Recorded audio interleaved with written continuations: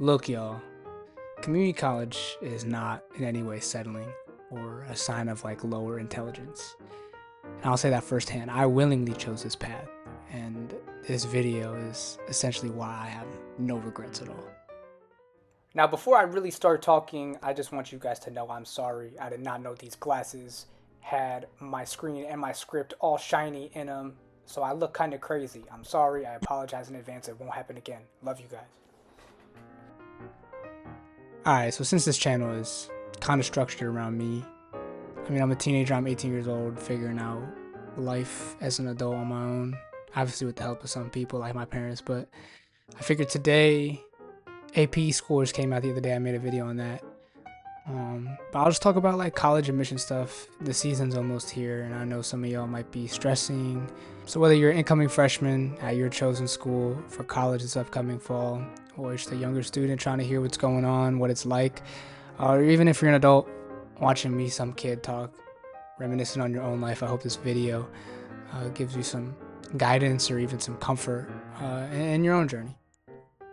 Today's verse of the day via the Bible app. Humanly speaking, it is impossible, but with God, everything is possible. Alright, so I'm going to try to make this like casual as it can get. Like I'm talking to you guys as if we're having a conversation in your living room. So for me, we'll start in September. The Common App had been open for a little bit. And mine had already been filled out for the most part. Because my school held like a bunch of like prep courses and stuff like that. And I like went to them later in the summer, so if you still haven't done that, like don't feel rushed or anything. I literally went maybe August, and I started figuring stuff out. By the time September hit, I was already kind of like ahead of the game. So my issue was actually like, I feel like a lot of you guys won't have this issue, but it was like actually like picking a school to go to, schools that I liked. I had no idea what schools I even was interested in, like, or even offered me things that I would be interested in. Like I had no clue where to go. Like I felt like I was at square one because like, how am I going to use an application that I already did if I have no school to send it to? You know, like it's kind of like, it doesn't make a lot of sense, and it didn't make any sense to me especially. And I'm the oldest of my family, so I'm like the guinea pig here. Like we've never done this before. I've never done this, so it was like an experience, and it is what it is. I would say I spent the rest of my time from like honestly like September until like application deadlines to figure out what schools I wanted to go to. Like I vividly remember canceling schools out and adding schools to my Common App literally 2 days before their deadlines, just because like I was still searching literally up until deadline day. But before I go into any more detail, I figured I'd like let you guys know what my stats looked like. I had a 3.8 weighted GPA. Like I wasn't like a crazy scholar, but I was in honors AP courses. And they had us put in our weighted GPA. I guess that's how the Common App does it, but I had a 3.8. It was like a 3.6 unweighted. I took the SAT once. I got a 1250 and I didn't study, so like, and I didn't even report that. 3-year varsity basketball player at my school. Jacket, you see some stuff in the back. 4-year club player. I played at the 17U level for basketball all 4 years. And then like various volunteer work. Like basketball was really heavy in my life, so I like coached, I did training, and then I ended up doing a service trip for basketball in a completely different country. I went overseas, so stuff like that like I added. And then just like I had a week-long summer job. Like it was a week. We went out and we got paid for it. It's not a lot, but it was like one of the last things I put on there. Like I didn't have a crazy amount, but it is what it is. That's what my application looked like. So it really wasn't, like it was pretty average, I would say so, honestly. It is never as bad as you think, I promise. I applied to St. Joseph's University, that's in Philadelphia, Rutgers, New Brunswick, Seton Hall, University of Connecticut, University of Rhode Island, and Wilkes University, it's in Wilkes-Barre, PA. My top 3 though were St. Joe's, URI, and then UConn in that order. And luckily for me, like those stats I had were good enough to get me into most of these schools, no issue. So my top 3, I got in pretty much right away. Look, I'm not super big into like scholarships, how much money I can get out of these schools, but they gave me money, and I was of course very excited about it. And so for about a month, like a month or two after that, I was very adamant about going to St. Joe's. Like I bought a hoodie, I bought merch. I took a campus tour. And really, I just felt at home, and it was like a perfect school for me. And at the time, at the moment, like I was just really feeling good about my chances there. Um, it was just a beautiful school, you know. They fit everything I wanted. At the time, I was studying psychology because I wanted to be a psych teacher. Um, but yeah, all in all, like the school was great. If you're looking for a school, I recommend them and you're in the area. But for me, everything changed when it came to financial aid and the money. So in January or February, obviously, is when like financial aid packages like come out. Um, and for me, like it ruined a lot of it for me. I was really excited, and in a flash, almost, it was just like gone. Because to be completely blunt, I said I wanted to be a psych teacher.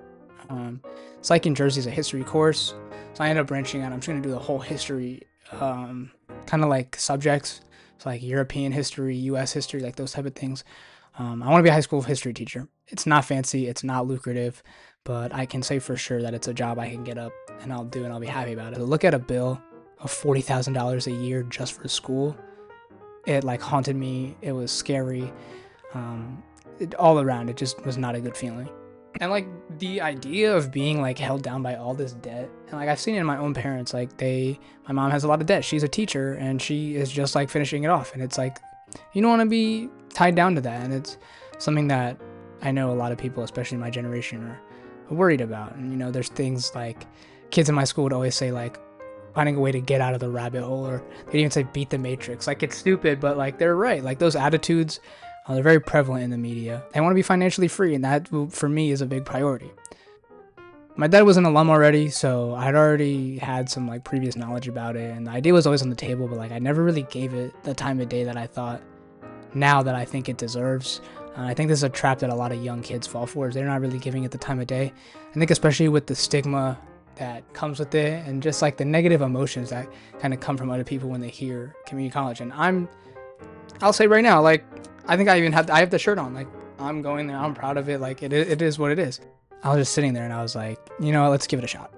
I was not feeling good like about 4-year college, and I knew it wouldn't be worth it for me long term. So I looked it up. I went on their website, looked at all the ins and outs of that page, and something about it was just like pulling me in that direction. It was like a supernatural feeling. It was crazy. And the idea of just like giving myself a quality education and saving all that money, that chunk of money, was exactly what I wanted. I think what makes this story very unique, and is a big part of it, is simply just communicating with my parents. And I think that's one thing I encourage a lot of young kids to do, is make sure you have that open line.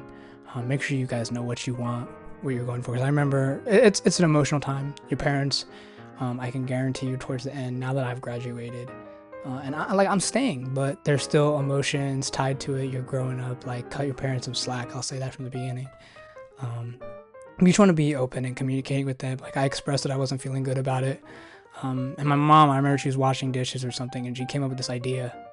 And she's like, well, if you go to community college and you save that money, the deal originally was if I went to a 4-year school, they'd pay my first year, which was up to $50,000. And so she goes, if you go to community college, we'll give it to you when you graduate after your 4-year degree, after you get a bachelor's. So after about 2 years, I transferred to 2 more years. They're like, we'll gift that to you.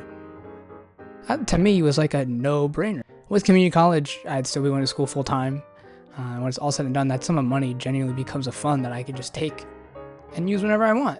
And in the sense of being like smart, knowing me, it'll probably go to like my first car, or like a home. When I'm ready to settle down, like that'll easily go towards my first home. And that's like the biggest step in adulthood, especially in this economy. So I think all in all, like hearing a story like mine is something that like kids my age and like students in general in high school, or even not even in high school, like if you're just thinking about it and you want to know how your future is, like sure, there's a negative stigma with my choice. Like I've already had friends be like, oh, like that's stupid, you shouldn't be doing that, like you should be there for the experience at a 4-year school. And that's what kids prioritize, and I think it simply comes down to priorities. What do you want for your own life? What do you value? I mean, most kids want to experience the fun, going to college, partying, meeting a lot of friends, and that's great and all, but for me, I just want what's best for my future. Whenever anybody asks me what my hopes and dreams are, it's always to have a nice house and have a nice family. And so for me, I know that saving now and doing what I can now to help the future will go a long way for myself. Honestly, it wasn't pretty, it was difficult, but with enough belief and enough prayer, you'll get through it. So, as the season's approaching, like I said, I wish the incoming senior class the best of luck. Class of 2027, go crush it. Don't get senioritis like I did. Uh, and I just hope my story gave you guys a little insight on the idea that I was never open to in the beginning, that there's more out there than what is just the norm and what everyone else is doing. Do what's best for you and your priorities, and never look back. That's all I'll say. Thanks for watching.